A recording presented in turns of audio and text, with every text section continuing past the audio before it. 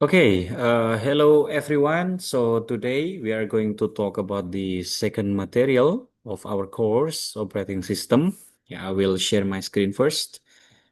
So in the second week, we are going to talk about the virtualization, and also later we are going to talk about um, Linux OS. Okay, so let's start our class today. So, talking about the virtualization, so what is the meaning of virtualization? So virtualization is the simulation of the software and hardware, upon which other software runs. So it means that we are making a simulation which consists of the software and hardware, and we can run another software in that simulated environment. So this simulated environment is called virtual machine or VM. Each VM, each virtual machine can run its operating system. So every virtual machine uh, can be installed with a specific operating system. And we can also install a specific application as we need. If we require a specific application, we can install it in the virtual machine as if it were in a physical machine. So since it is just virtual, so it means that it doesn't have the physical machine yet. But by using the virtualization, we can make the virtual machine can run the operating system and application as if it were in a physical machine. So it is possible to run multiple operating system also on the same hardware at the same time. For example, currently my laptop, your laptop, or maybe you are using your desktop. Our machine has its own operating system. For example, my laptop is running Windows 11 right now. So I have Windows 11 operating system, but using virtualization, I can have more than one operating system on the same hardware, which means it is running on the same laptop, at the same time. So we can use virtualization to do that kind of job, in order we need them. So there are two types of virtualization. The first one is platform virtualization. The second is resource virtualization. Yeah. Platform virtualization, there are several applications for virtualization using platform virtualization like VMware, Citrix, Microsoft, Oracle, Amazon. And this is also an iconic application that we are going to use for the whole semester, the Oracle VirtualBox. And talking about the platform virtualization, what is the meaning of platform virtualization? So platform virtualization or hardware virtualization refers to the creation of a virtual machine that acts like a real computer with an operating system. So it means we are making a simulated environment that can be installed with a specific operating system, and it can run software or application inside it.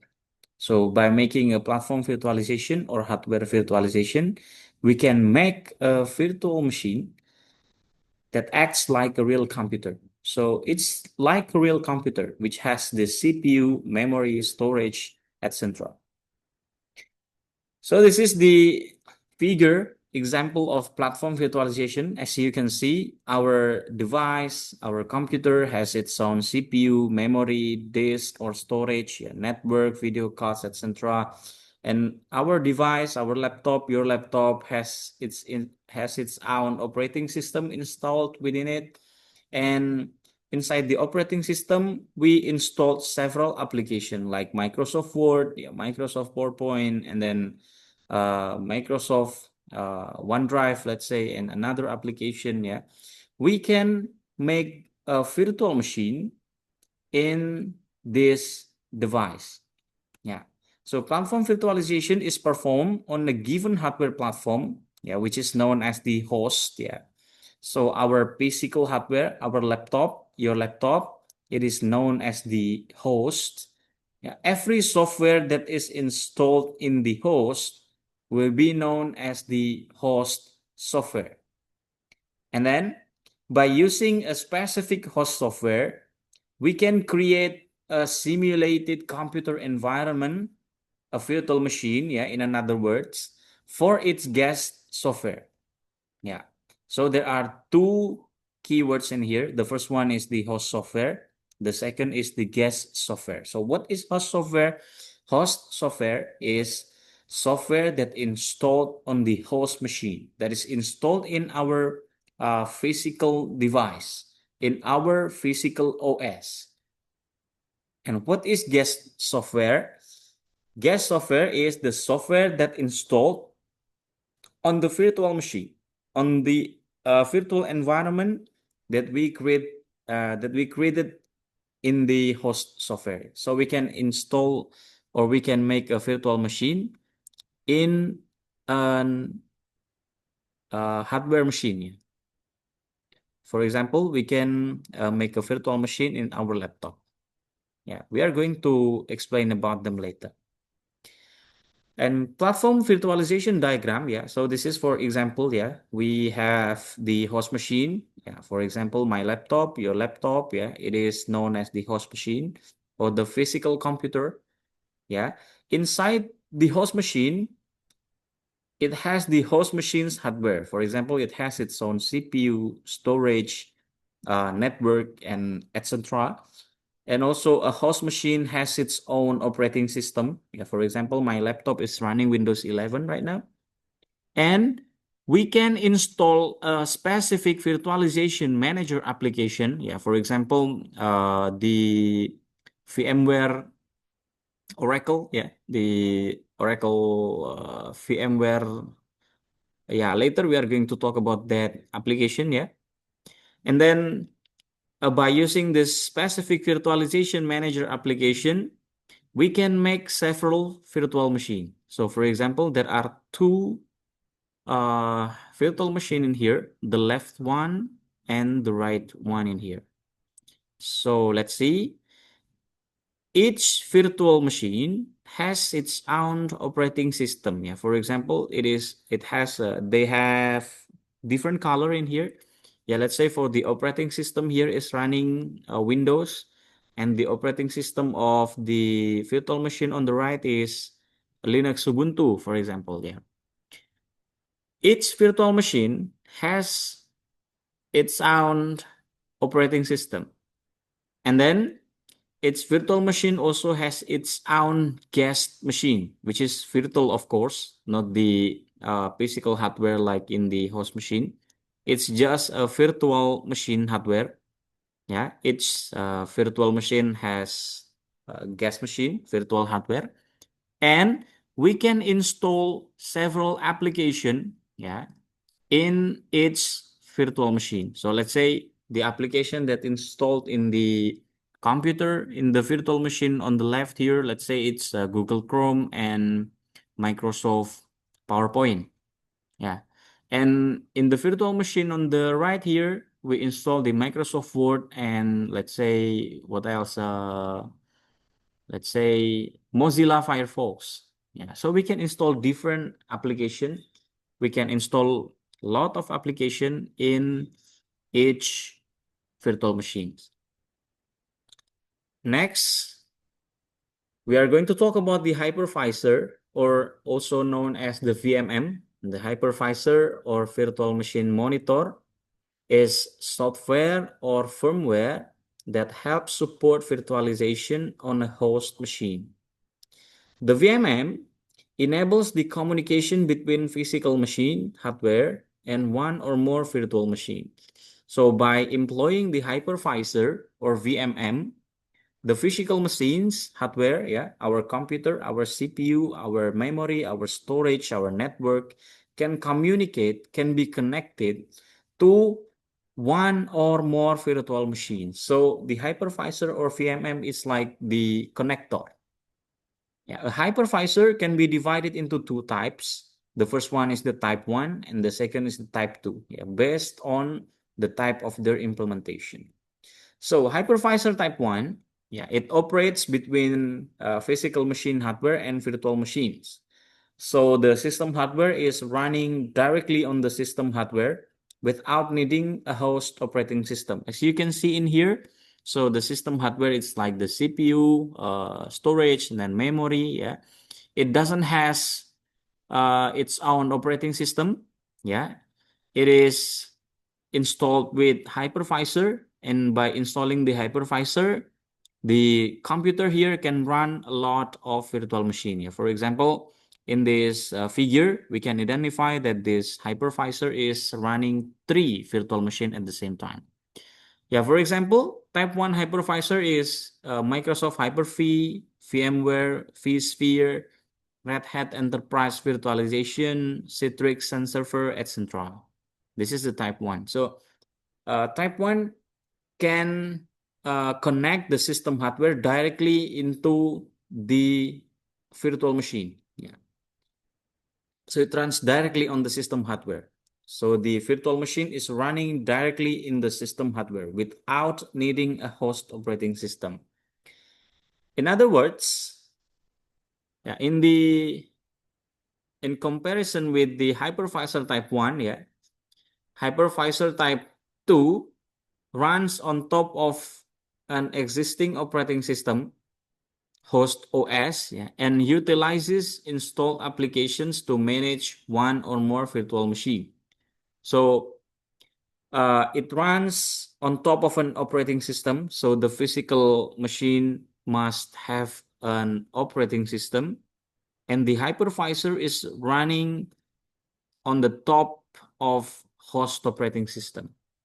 So it is not directly running on the system hardware, but it runs in the host operating system. Compared to type 1 hypervisor, type 2 hypervisor is usually slower here. Why it is running slower? Because the hypervisor here is not directly connected to system hardware.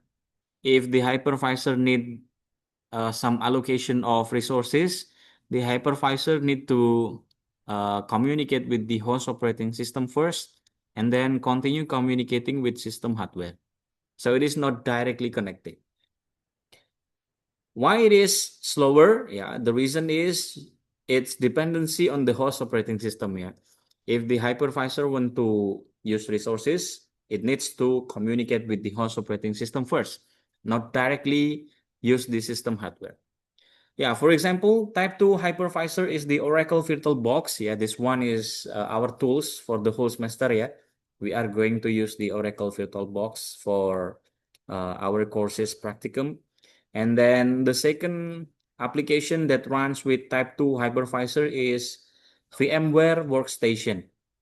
And actually there is a lot of application that can run type 2 hypervisor, but Oracle VirtualBox and VMware Workstation is the most well known and well used, yeah, by a lot of user in the worldwide. So this is the table comparison between type 1 hypervisor and type 2 hypervisor. Yeah, I will just talk about several point in here. Yeah, you can read it by yourself later. Uh, type 1 hypervisor, also known as the bare metal or native. And type 2 hypervisor, also known as the hosted. Yeah. Type 1 hypervisor runs directly on the system with VMS running on them. Uh, in the other hand, type 2 hypervisor runs on a conventional operating system. Yeah. And the virtualization for type 1 is using hardware virtualization. Type 2 hypervisor is using the OS virtualization and so on. Yeah. You can read it by yourself, yeah, about the comparison between type 1 and type 2 hypervisor. Next, we are going to talk about the hardware virtualization. Yeah. The first one is the full virtualization. So what is the meaning of full virtualization in here? Full virtualization is a condition of virtual machine creation that is achieved using a combination of binary translation and direct execution where the guest OS is not aware that it is virtualized. So the keyword of full virtualization is when the guest OS is not aware that it is a virtualized environment. So the guest OS runs like it is a native uh, computer, yeah, not a virtual environment. So the guest OS not understand, don't not aware, yeah, that it is a virtualized environment. With full virtualization, the physical CPU execute non-sensitive instruction, yeah. So uh, all operating system instruction are translated at runtime using binary translation. Yeah, so it can uh, run faster. Yeah, for example, of full virtualization is Oracle VirtualBox. Yeah, so our tools is employing full virtualization, so it can run the CPU without executing the non-sensitive instruction. Yeah, so don't worry, it will not make your personal computer um, how to put it, it will not make your physical computer damage. Yeah, the important files in your host OS will not damage or modified. The second type of hardware virtualization is para-virtualization. Yeah, it's also called OS assisted. So the virtualization is assisted by the OS because the VMM, yeah, because the VMM on the guest OS aware that this virtualization is actually a virtual machine. Yeah, so the guest OS, yeah, the VM, yeah, for in comparison with the full virtualization. So virtualization, full virtualization is not aware that it is virtualized. In para virtualization, the guest OS aware, yeah, that it was an virtualized environment. Yeah, for example, we have VMware VMI and then SAN, yeah, is the example of para virtualization. And the third type of hardware virtualization is hardware assisted virtualization. It utilizes virtualization features built on the latest processors. Yeah, with hardware assisted virtualization, the hypervisor can efficiently virtualize the x86 instruction set by handling sensitive instruction using a classic trap and emulate model in the hardware, yeah, instead of the software. Yeah, there are several examples for this type of virtualization. Yeah, it's like the Microsoft Hyper-V, SenCenter, Linux KVM are the examples of hardware-assisted virtualization VMMs. So this is the comparison between the full virtualization, para-virtualization, hardware virtualization. Yeah, if you look at the figure on the right part here, so a full virtualization, as you can see in here, this is the host computer system hardware, our laptop, yeah, your laptop. And the first ring, ring 0, it runs the VMM, yeah, to make several virtual machines. And then we can install the guest OS in the VMM directly. Yeah. So this is the full virtualization. And we can also install several user apps, yeah, on this virtualization. And para virtualization, the host computer software is connected to virtualization layer. So this is the sign of virtualization status. So since the para virtualized guest OS here is connected to virtualization layer, the guest OS or the virtual machine here, it is aware, yeah, that it was just a virtualized environment, not a real environment. And this is the hardware assisted. Yeah. As you can see, the host computer system hardware is entering the root mode privilege levels. So the VMM is in the root mode privilege level, and the guest OS is installed in the non-root mode privilege levels. Yeah. And next, we are going to talk about the resource virtualization. Yeah. So the resource virtualization is a technique that involves creating a virtual representation of physical resources such as computing power, storage, or network resources. This virtualization allows for more efficient utilization and management of resources by abstracting them from the underlying hardware. Yeah, for example, we can share the memory size of our computer, the CPU, and the network. Yeah, there are several resource virtualization type. Yeah, the first one is the server virtualization. So in server virtualization, a hypervisor creates multiple VM on a single physical server. Yeah. Each VM operates as an independent server. Yeah. For example, one server specific for mail server, one server for file, one server for database. Yeah. And network virtualization is virtual networks. So it is not a physical network, but just the virtual networks, which operate independently of the underlying physical network. It allows for the creation of multiple isolated virtual networks, yeah, on the same physical network hardware. So network virtualization is used to manage or allocate the network requirement. And it also implemented to storage virtualization, yeah. So we can make a virtual storage. Yeah. Okay, there is a quest. Let's check and define the component of virtual machine. Yeah, you can open your virtual box. So I will open mine here. This is my Oracle virtual box. Okay, so as you can see, this is our Oracle Virtual Manager, Virtual Box Manager. We can look at the machine or we can click New. Yeah, so we can enter the name of virtual machine that we want to specify, but I think we can do it later, yeah. In order to look for our resource, so this one.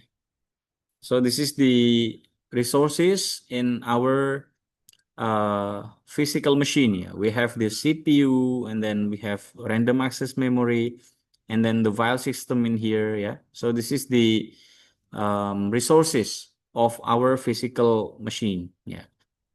So if we look at the preferences in here, we can also set the setting. Let's see. Oh, not in this one, yeah. So maybe we can do the setting later, yeah. If you already installed the Ubuntu OS, so probably you already familiar with the resources that can be shared, yeah, when you install a new OS, yeah, when you are making a new virtual machine in your computer. So this is the benefit of virtualization, 6 benefits, yeah. The first one is reduce expenses, so we don't need to buy more physical computer. If we need a new computer with specific job or task, we can just create the virtual machine, hide availability, so we can access the virtual machine whenever and wherever we need it. DevOps made easy, so we can do the DevOps in a single physical computer. We don't need to install a lot of physical computer. Resiliency, and then the efficiency increment. So working on a single physical device, it will reduce the time needed to manage and to maintain a system. And then greener IT, yeah. So we don't waste a lot of physical computer. We just need a single physical computer, and then we can run a lot of system. We can run a lot of programs in the virtual machines.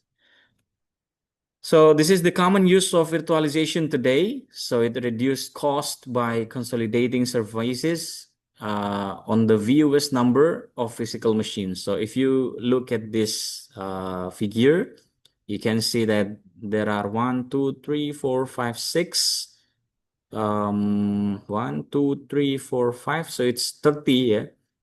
30 machines, 30 virtual machines So we don't need to buy 30 physical machines for now. We can bundle 30 machines, 30 virtual machines inside a single computer, inside a single physical machine. So it can reduce the cost there. But virtualization has its own risk. Yeah, the first one is complexity. Yeah, the implementation of virtualization technology can be complex, particularly for business with limited IT resources. So it depends on the IT resources. The second risk is setup cost. So the virtualization can help to save cost for a long time, but it needs high technology and high cost for the first setup. And then performance, while virtualization provides the ability to create multiple virtual machines on a single server, it is important not to overload the server with too many virtual machines. Why? Because the physical device is sharing the same resources. Yeah, you can imagine you have a single computer with a single specific specification, and then you need to divide or allocate the resources of your computer into several virtual machines. It will be taking a lot of resources, and the process running inside each virtual machine could be running slowly. Yeah. So be careful of the performance. And then the security risk, yeah, strong cybersecurity measures such as firewalls and intrusion detection system must be put in place. Why? Because virtual machine is actually uh, very risky if you don't set a strong cybersecurity. Because if one virtual machine is attacked by hacker, yeah, so there's a huge probability that the other virtual machine will also uh, attacked by the hacker. Yeah, so that's very risky also in the security aspect. And next, the risk of virtualization is interdependency. Although virtualization improves disaster recovery because we just need to have a single physical device, there is a drawback. Yeah, there is a drawback. If a single physical server supports several virtual machines, the server's failure may cause all of the virtual machines that depend on it to crash as well. Yeah, to make it simple, if we only have a single personal computer that runs a lot of virtual machines, if the physical machine is broken, then every virtual machine installed on it that is running on the physical machine will be crashed as well. Yeah, so uh, pay attention to the interdependency. So if the physical machine is broken, so every virtual machine that run on it will also crash as well. So that's a very important thing for you to concern, yeah, when you decide to use virtualization. Okay, for now, this is a little practicum for you. This is a very easy actually. So before you begin, we recommend opening this page on a different device. Yeah, so if you have a second device, yeah, for example, your PC or your second laptop, so you can try it. First, you can go to the UEFI, yeah, UEFI setting by saving your work and close any open apps. And then you can select Start, Settings, System, goes to Recovery menu, and then you can click the Advanced Startup. Yeah, this one. Setting. So you can goes to the recovery, or you can look from the search here. So the recovery, no result for recovery. Okay, wait, setting, system. Yeah, you go to system in here, and then we can enter the recovery. Where is the recovery? Recovery, this one, and then you can click the advanced startup. So this one, the recovery option, advanced startup. So you can click restart, and then you will automatically enter the UEFI from Windows. And once your PC restarts, you'll see a screen that displays choose an option. You can select troubleshoot, advanced option, and you can go to the UEFI setting and then select restart it.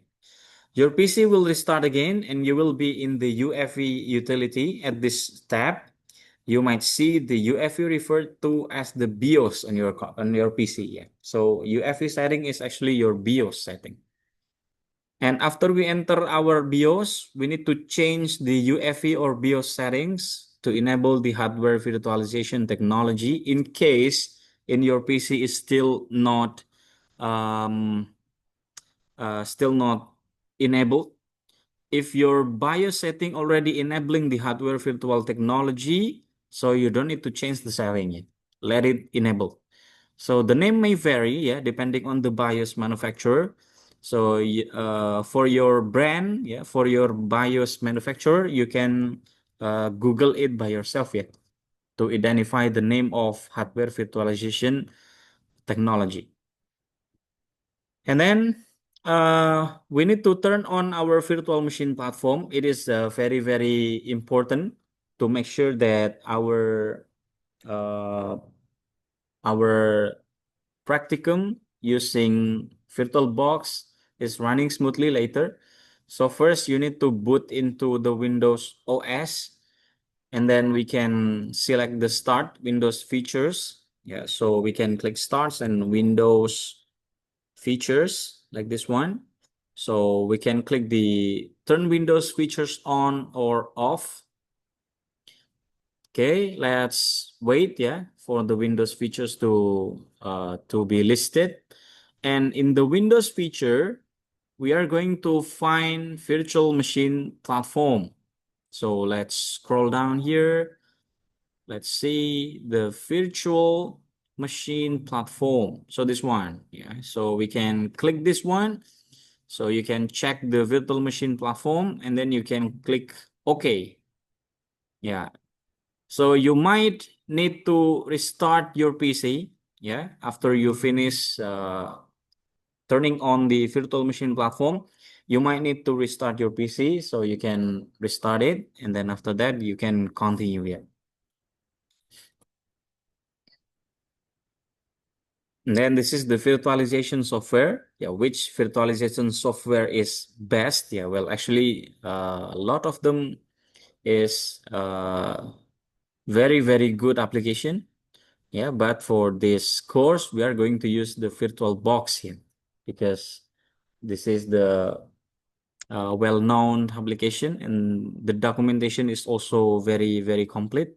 So if we face any problem, we can also ask into the community, yeah, because there are a lot of developer in this world using VirtualBox here. Okay, that's for the virtualization. Next, we are going to talk about the Linux OS here, the operating system that uh, free, yeah, which free, yeah, and also open source, yeah. So let's start from the definition of open source. So what is the meaning of term open source? Open source refers to something people can modify and share because its design is publicly accessible. So it means we can modify the codes, yeah. We can modify the source inside it, and we can share the code that we already modified because the design is publicly accessible. So we can use the resource, we can modify the resource, and we can also share our modification to others. Yeah, because the design itself is publicly accessible. So that's what we know about the open source. So open source software, yeah, is software with source code that anyone can inspect, modify, enhance, and share. So it is actually a software that is open source. Yeah. For example, you can look at this one, Blender, and then Mozilla Firefox, Audacity, WordPress, and also Linux, and many more in this world. Open source software. Talking about Linux, we are going to talk about the root of Linux, which is known as the Unix. Yeah. So what is Unix? Unix is a proprietary operating system, software owned exclusively by certain parties, developed by the Bell Labs Research Center in 1970. The creator of Unix is Ken Thompson, Dennis Ritchie, and a number of other developers. Since Unix is proprietary software, Unix is not available for free. So it is also not open source. So if we want to use Unix, we need to pay. We need to buy license from Bell Labs. So to develop Unix, or maybe when we want to modify Unix, to change Unix, yeah, we need to get permission or license from Bell Laboratory. So Unix is not free and it is also not open source. If you want to modify it, we need to get permission or license from Bell Laboratory. And the definition of Linux, Linux is a Unix-like. Yeah, so Linux is Unix-like. The kernel of Linux, the core of Linux is like Unix, Unix-like. And then open source, Linux is open source and community developed operating system. So the Linux operating system is developed by community.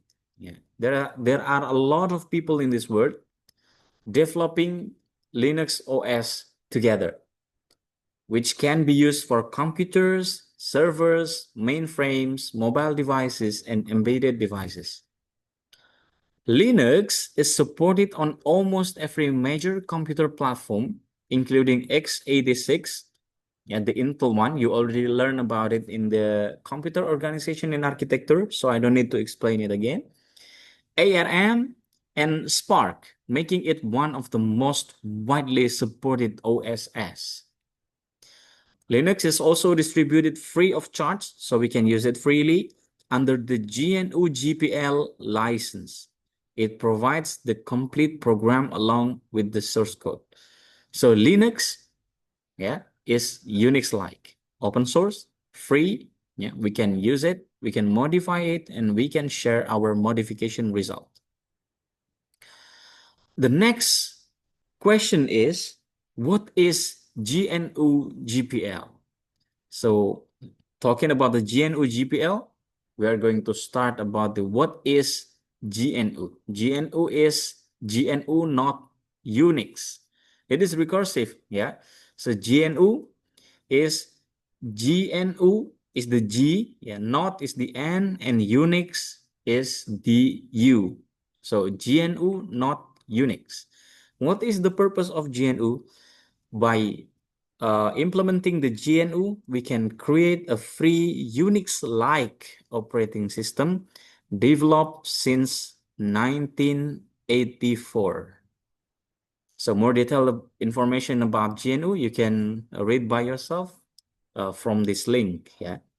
So by using the GNU license, we can create a free Unix-like operating system, and it is developed since 1984.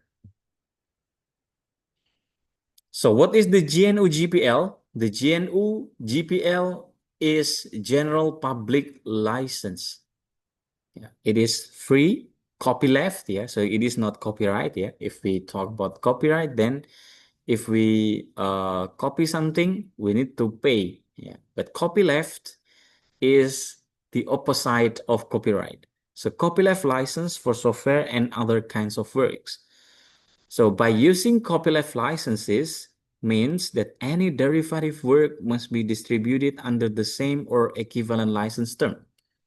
Yeah. So if it is the modification of a GNU General Public License software, so the result of the modification must be distributed under the same or equivalent license. So if it is a modification of free software, so the result of modification must be distributed freely. This license was originally written by Richard Stallman of the Free Software Foundation, FSF, for the GNU project. Yeah, so talking about the history of Linux now. In 1983, Richard Stallman starts the GNU projects with the goal of creating a Unix-like operating system, similar to Unix, for free, of course. So the motto of Richard Stallman is free software, free to use, so it's all yours. Date time goes here, location goes here. As part of this work, he also released the GNU General Public License, or GPL. Yeah. So date time goes here, location goes here. It means we can access the free software whenever we want, wherever we need. And in the 1987, Andy Tannenbaum creates a Unix-like, similar to Unix operating system for IBM PC and PC-80 computers called Minix. So this is the figure of Andrew Tannenbaum. But Minix is running at 16-bit design, and it is not adapted to the 32-bit features of the increasingly cheap and popular Intel 386 architecture at that time. So in 1987 or in the 1986, Intel is making a 32-bit uh, Intel 386 architecture processor at the time, which is running in 32-bit. Minix has disadvantages, which is not well adapted to the 32-bit. Yeah. Minix is running only at 16-bit, and it is not well adapted to the 32-bit features. And in 1991, someone named Linus Torvalds, which is still alive until today, Linus Torvalds started the project that later became the Linux kernel. So Linus Torvalds is making the Linux kernel. Development is done on Minix. So it is used developing the Minix, yeah. So what Linus Torvalds did at that time is developing the Minix, but using the GNU C compiler. So Minix is developed using the C compiler. And Linus is using Linus use a PC with 80386 processor, which is created by Intel at the time, to make sure that the developed Minix in this one, yeah. So the development of Minix here is running without facing any problem in 32-bit computer. So it is August 25, 1991, Linus Torvalds announced a new operating system called Linux. Yeah. What is Linux? Well, Linux is actually a Linux kernel that is the result of the development of Minix using the GNU-C compiler that can run in 32-bit architecture computer uh, without facing any trouble, without facing any problem. So this is the timeline of OS development. Yeah, you can look at it by yourself. So the first one is the Unix from Bell Labs in 1970. It is developed by a lot of people in this one. Yeah, you can look at it by yourself. So what is the difference between Linux and other OS? Yeah, you can look at the table below. The Linux is running on a free license. Yeah, so we can use it freely. Windows, the license need to be paid, and it also works for the Mac OS. Linux is open source, so it can be customized. Windows difficult to customize, so waiting from the OS manufacturer to update the OS. We need to update and wait the update from Windows. Mac OS is also the same, difficult to customize. We need to wait for the OS manufacturer to update the OS bug. Linux has good hardware compatibility, also with Windows, yeah, good hardware compatibility. And Mac OS run in limited hardware compatibility. As you already understand that Mac OS only runs in Mac product, yeah, like MacBook or iMac. Yeah, we cannot run Mac OS in non-Apple products. Linux also has good hardware optimization. Windows, in the other case, it has a limited hardware optimization. macOS has the good hardware optimization. So what is exactly Linux? Linux is actually a kernel, not an operating system. So what did the Linus Torvalds made is not an operating system. It's just a kernel at that time. And then Linux distros, use the Linux kernel along with the GNU operating system. Yeah, so Linux OS is actually the combination of GNU operating system plus Linux kernel. So it comes to be the open source operating system. So what is Linux kernel? Linux kernel is currently maintained, the kernel that is developed by Linus Torvalds and currently is maintained by Linus Torvalds and several hundred other developers. Releases are numbered in a very regular manner.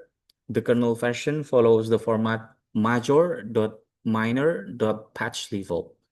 Odd minor numbers indicate kernel development, yeah, which is still under development, not the stable release.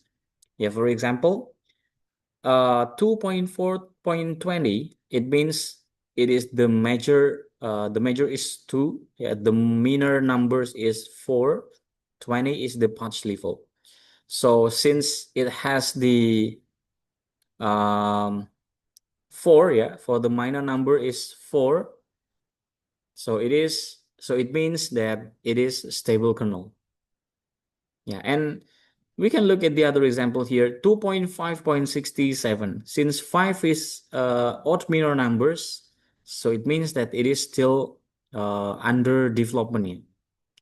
And after it is finished developed, then the version will be changed to 2.6. Yeah.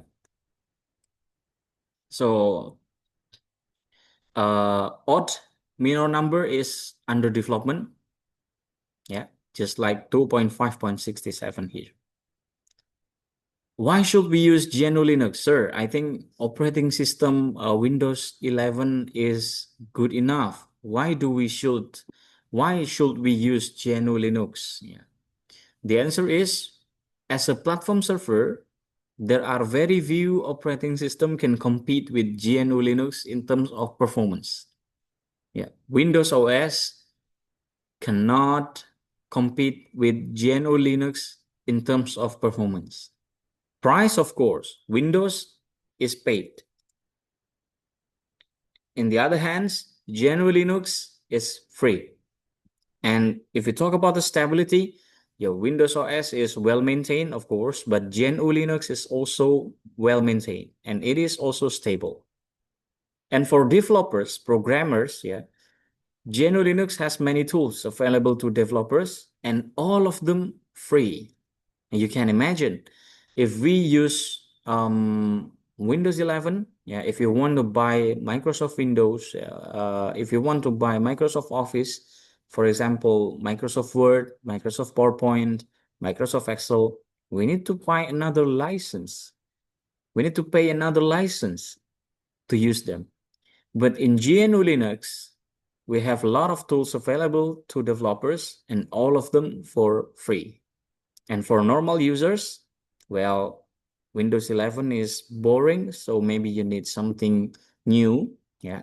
So it's just for fun. Yeah. And the advantage, of course, Linux is not paid, so we can use it freely. And learning Linux means we are learning the Unix. And Unix is the largest server platform in the world. The Linux community is very active and helpful, so the support is very fast. in case you face trouble, in case you are facing a specific error or a specific problem, you can look at the community to seek for help. The support of them is very vast. But Linux OS more difficult to use than Windows because we are not adapted to the UI, yeah, to the UX. It's totally different than Windows.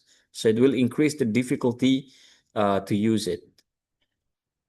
The second, installation process is not done automatically like Windows. When we try to install a new software, a new application in Windows, we just need to double click it and then click next, next, next, and finish. But in Linux, sometimes it is not as that easy.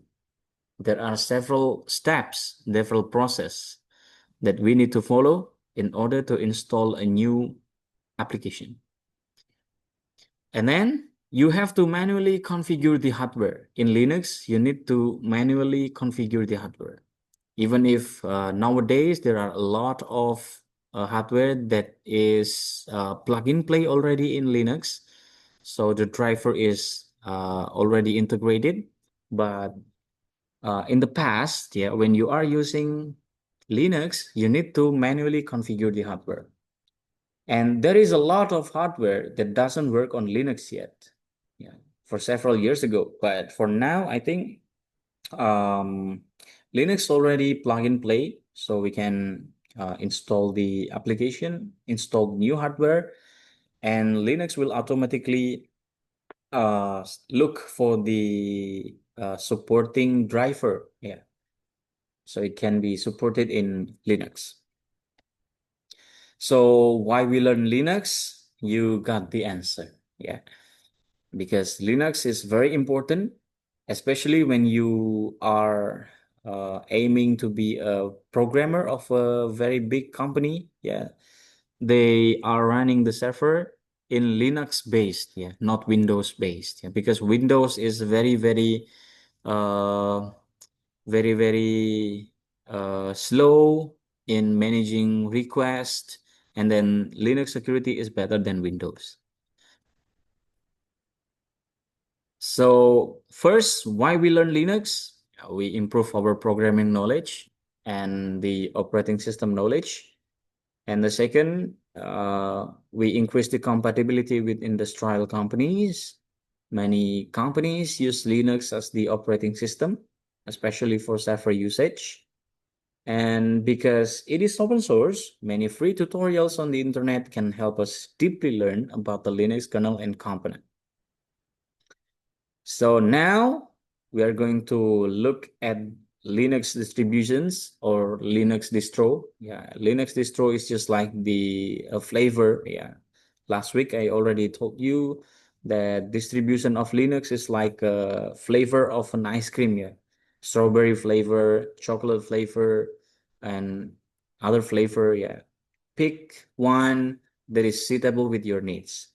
Yeah, for example, Red Hat Enterprise Linux, and then Kali Linux, Debian Linux, Fedora, yeah, and then OpenSUSE, and this is the Ubuntu OS, which is going to be used in this course for the whole semester, yeah. What about Android OS? Is Android OS a part of Linux? So you can look at this one. This is the symbol of Android, and this one is Linux. Is Android OS is Android OS part of Linux? The answer is yes, of course. Yeah. Android OS is part of Linux distro. Yeah, so if you Google it by yourself or learn it by yourself, uh, you will read the information that Android OS is actually a Linux. Yeah. And also you can look at your configuration. Yeah, you can see that your Android has the kernel version. The kernel is actually Linux kernel. Okay, this is the class activity, so you can try it by yourself. Yeah, you need to open your VM and then boot into your Ubuntu OS, and then you can explore these following tools. Yeah, you can look at the terminal and then system monitor and then file manager. Based on your exploration, please define what is the purpose of each tool. Yeah, what is the purpose of terminal, and then what is the features of each tool. Yeah, the purpose of terminal, system monitor, file manager, and then the features of terminal, system monitor, and file manager. Yeah, you can try it by yourself.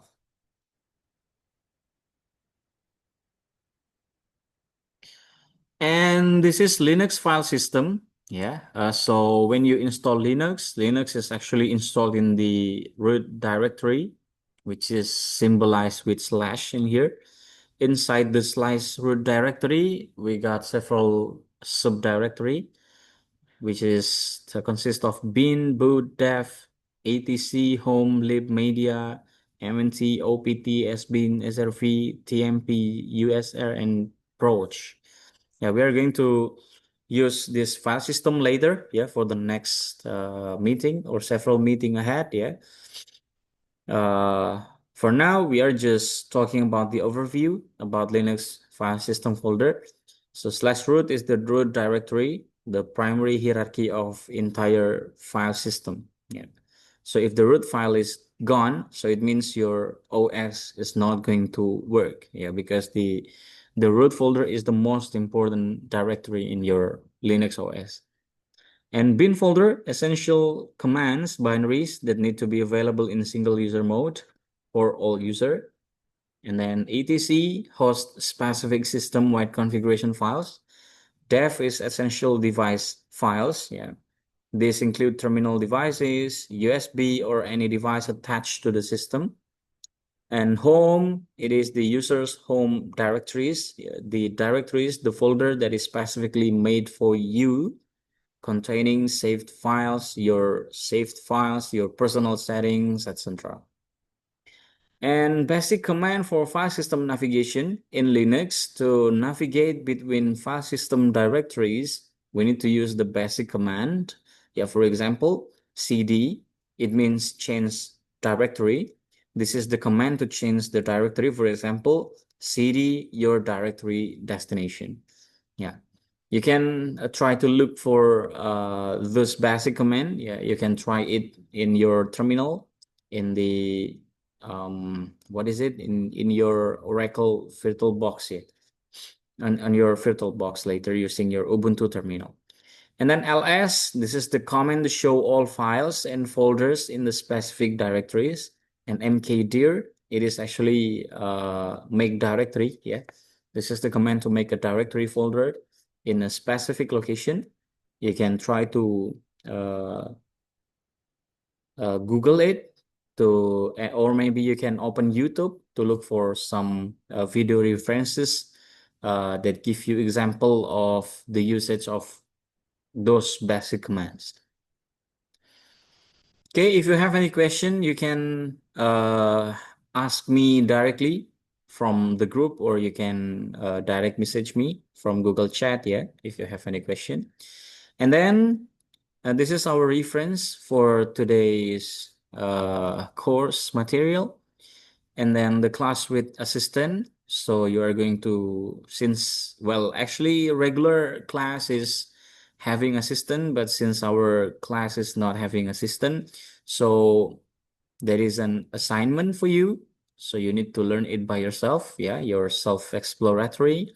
So the assignment number one, you need to explore the function of Linux terminal and then try some basic command in Linux. Yeah, for example, you can try cd, mkdir, ls, nano, and then you need to try changing your Active Directory. You can use cd, yeah, change directory into /home / your username /desktop, and then you can make a new folder in directory home username desktop. Name the folder with nrp_name. Yeah. Inside the folder, create a simple text file that describes the basic identity of student. You can use nano command for this. Well, you can Google it later, yeah. Name the text file with nrp_name.txt. And then number 6, Explain the steps of the creation process in detail, include proof with screenshots for each step, and write it as a documentation report. Number 7, submit your assignment through ULS before the deadline with the file name format NRP underscore name underscore week 2. Save it in PDF format. Okay, so I guess that's for today. Yeah. So please do your assignment and do your class with assistant task. Yeah. You need to upload the result of your homework into ULS before before the deadline. So that's for today. Yeah. See you on the third week. Thank you.